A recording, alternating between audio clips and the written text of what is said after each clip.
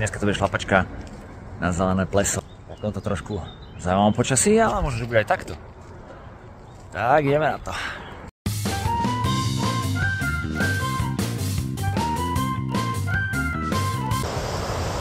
Tak po 40 minútach na šalvevom pramení, čo to je, to je potok, kežmarská biela voda, ale toto sa volá šalvevý prameň tu na.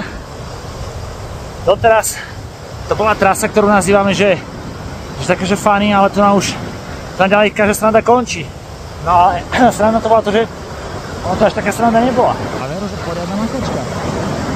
Takže je to zhruba 1/3 cesty. Uvidíme, ako to pôjde ďalej. Teoreticky okolo 1,5 hodiny. Keby sa to podarí, by to bolo veľmi fajn. Dobre, uvidíme. Pa!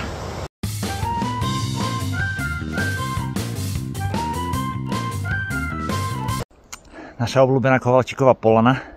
Tu sa zastavujeme s deťmi, to je taká polcesta. Mám som byť teoreticky na polceste. Ten terén už je taký, že aj vieš ísť, aj nevieš ísť. Lebo začínajú tu byť voľné kamene a tie strmé stúpania a ženu tepí strašne vysoko, je to namáhavé. Takže, tak ale to je nádherné miesto, počúvajte, pozerajte. Akože rozlámané, asi medveď tam sa hemlesil. Určite nie ľudia dávajú pozor predsa. Ale krásne tu je, tu nás hodí piknik. Špekačky som nedobral. Dobre.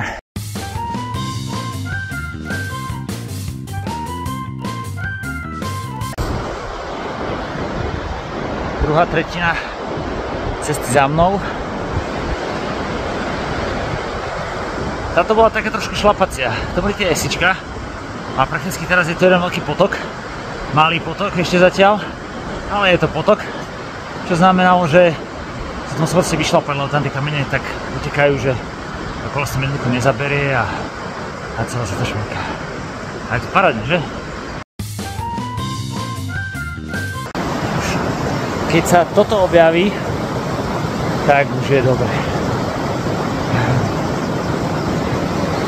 Už je dobre. Hodina 20, sem. Bude to nádherné pereje. Vody je našťastie veľa, to znamená. Ale to by asi, že tu týždeň pršalo, pretože je to prvý pekný deň. Aha.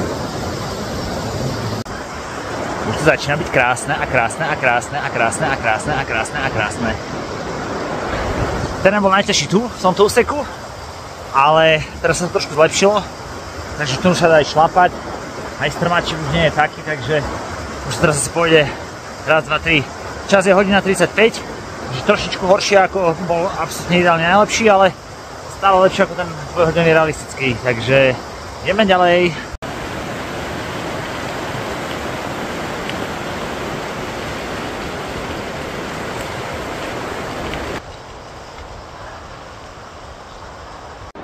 A je to tu! Tada! Najkrajší pohľad vo Vysokých Tatrách. Po hodina 41. Nádherota. Toto je proste nádherota. Aha. Tak kúkaj. Tak hodina 49. Dole od parkoviska až sem. Dvomi malými prestávkami. A nespočítam už som mikroprestávok, pretože tá cesta naozaj nie je ľahká. Tá prvá tretina, tam sa dá nahnať nejaký čas, tam to ide tak povedzme, že rýchlejšie, kvôli tomu, že tá cesta je taká pevnejšia, takže aj keď stúpa pomerne strmo, dá sa tam nejaký čas získať.